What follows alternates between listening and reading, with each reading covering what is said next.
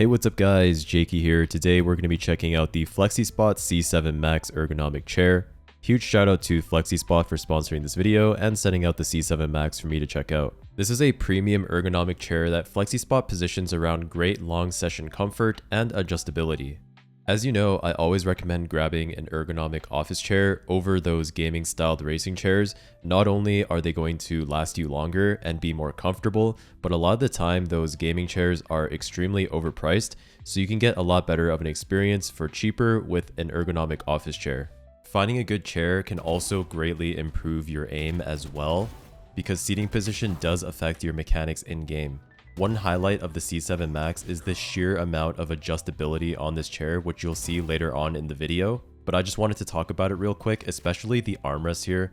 You can pretty much position these armrests any way you like, so if you're somebody who likes using the armrest for gaming to help support your elbow while you aim, as you can see, you can use the armrest for your mouse aiming, but then also if you're somebody like me who likes to dabble in single player games sometimes with a controller, you can also tilt these armrests all the way in to help support your arms as you use a controller as well. So yeah, that's just one of the main highlights of the C7 Max that really stood out to me, was the sheer adjustability of the armrest. If you like to sit cross-legged while you play or with one leg tucked under the other, the C7 Max is also really comfortable for this. Personally, I don't sit cross-legged, but sometimes I do like to tuck one leg under the other, and I had no trouble doing that on this chair. I tested the C7 Max during long gaming and editing sessions, and ergonomically it encouraged a more neutral spine position, and the lumbar support helped reduce lower back fatigue over long sessions. The FlexiSpot C7 Max is currently retailing for $500 Canadian, which is around $350 USD, and it comes in two different colorways, that being either black or gray. You also have the option of adding on a footrest, which will cost you an extra $30 Canadian. The C7 Max comes in a huge box with everything packaged really well. I was actually surprised how much foam and protective wrap there was around each part of the chair, and this will ensure that nothing gets damaged during shipping. Inside, you'll find pretty much everything you need to assemble the chair, as well as a package with all of the screws you'll need that are very clearly labeled. This also includes an Allen key, which is actually all you'll need to assemble this chair, which is really nice. You don't need to actually have any tools of your own, like a screwdriver or anything like that.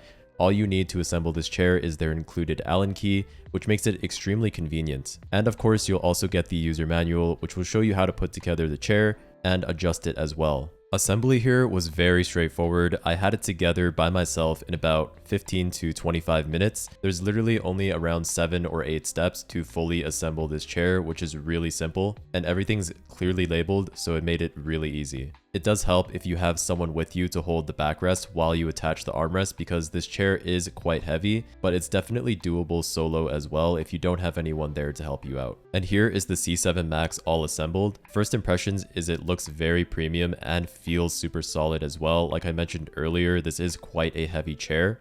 The frame and base are heavy duty. There's metal where you want metal, such as the armrests, and there's a reassuring weight to it that makes the whole thing feel extremely sturdy.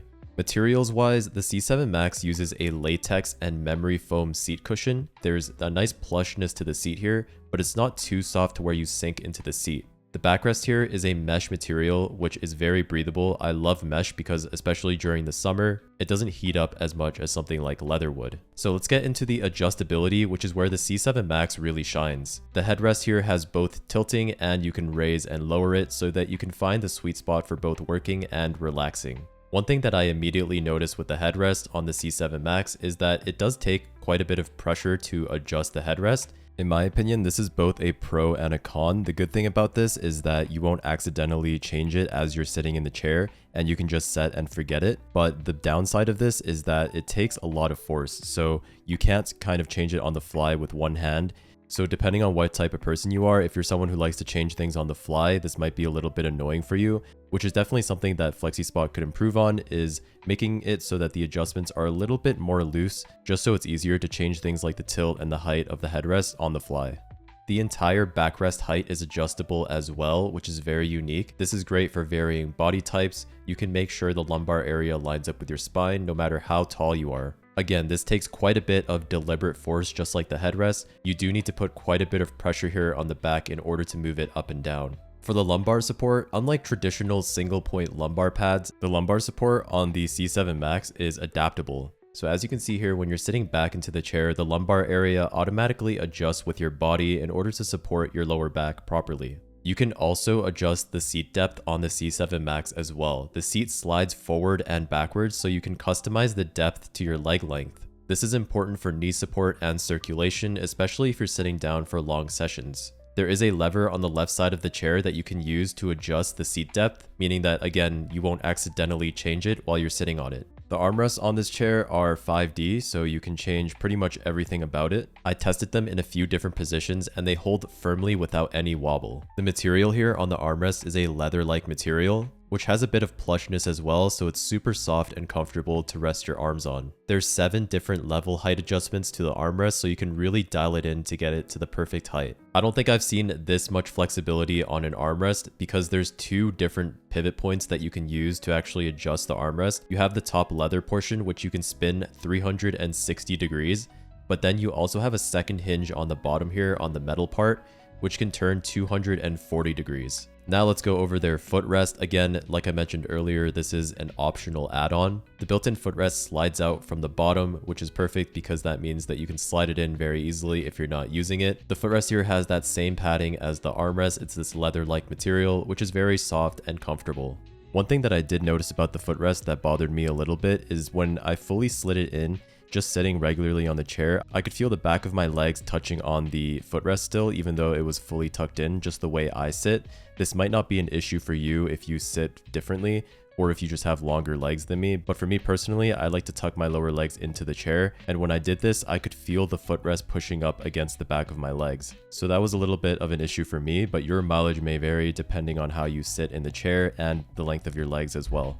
I'm 5'9" and the chair fits me pretty well. It's advertised to be suggested for 5'7" to 6'9", which is a pretty wide range of heights. But if you are below 5'7", this chair might not be comfortable for you. The reason why the C7 Max can accommodate so many different heights is mainly because of that adjustable backrest height. The fact that there's 5 different levels of adjustments means that this chair can support a variety of different heights, making adjustments on the chair feel very solid, and there's no rattling or squeaking when I change the height of the chair or recline, which is always reassuring. But with that being said, FlexiSpot does back this chair with a 10-year warranty and a 30-day return policy as well, which is nice to see for peace of mind. FlexiSpot also has other models if you're looking for different budgets. Their C5 is a solid budget option, and they've also launched the C7 Morpher, which upgrades lumbar and upper back support if you want something more advanced. So at the end of the day, the C7 Max is a great option if you want a well-built ergonomic chair that's adjustable in all the right ways. If you spend long hours at a desk and want reliable comfort, the C7 Max is definitely worth considering.